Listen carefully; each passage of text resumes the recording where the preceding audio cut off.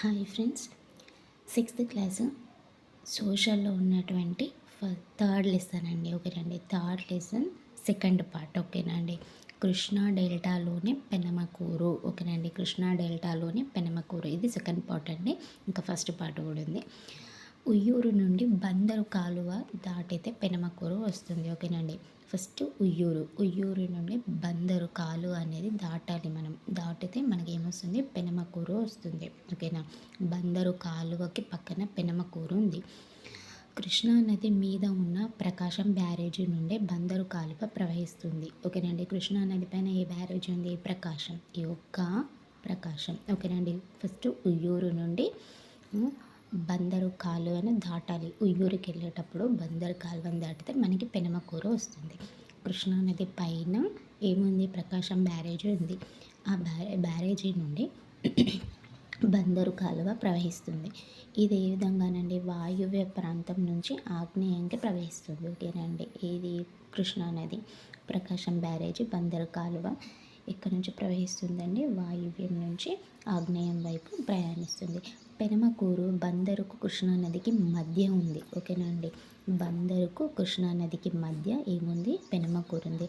బందర్ అనేది తూర్పు వైపు ఉంది, కృష్ణానది అనేది పశ్చిమ వైపు ఉంది. ఓకేనండి, 1853లో బ్రిటిష్ వారు కృష్ణానది పైన ఈ ప్రకాశం బ్యారేజీని నిర్మించారు. ఎప్పుడు, 1853లో బ్రిటిష్ వారు. దీని ద్వారా 12 లక్షల ఎకరాలకు సాగు అనేది లభిస్తుంది. ఓండ్రు, నల్లరేగడి నేలలు ఉంటాయి. ఓకేనండి, ఇక్కడ ఏమేమి నేలలు ఉంటాయి, ఓండ్రు నేలలు, నల్లరేగడి నేలలు. నదులు నిక్షిప్తం చేసిన నేలలను ఏమంటామండి, ఉండలి నేలలు. ఓకేనండి, లేకపోతే ఓండ్రు నేలలు.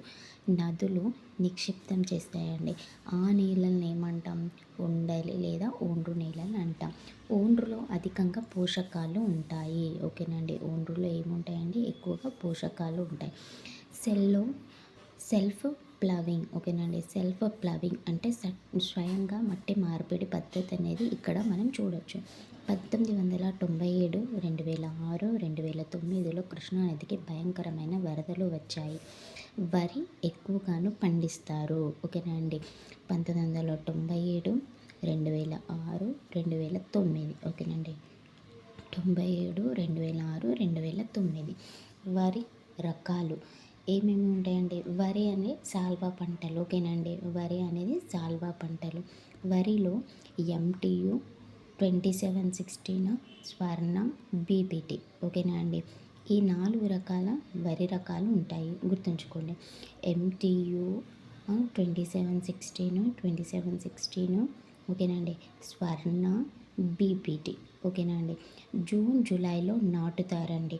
అక్టోబర్ నవంబర్లో కోతకు వస్తుంది వరి. ఓకేనండి, జూన్ జూలైలో నాటుతారు, అక్టోబర్ నవంబర్లో కోతకు వస్తుంది. జూన్ టు సెప్టెంబర్ వరకు వర్షాకాలం కాబట్టి వరి అనేది ఖచ్చితంగా పండుతుంది.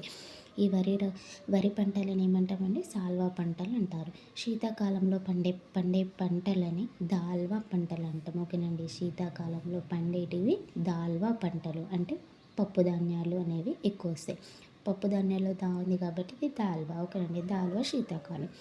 సాల్వా వరి. ఓకేనండి, వీరి వృత్తి బుట్టలు అల్లడం అండి. ఓకేనండి, పెనమకూరులో ఉన్నటువంటి వ్యక్తులు వాళ్ళు ఉంటారు కదండి, వాళ్ళ వృత్తి ఏమండి, ఎక్కువగాను బుట్టలు అల్లడం.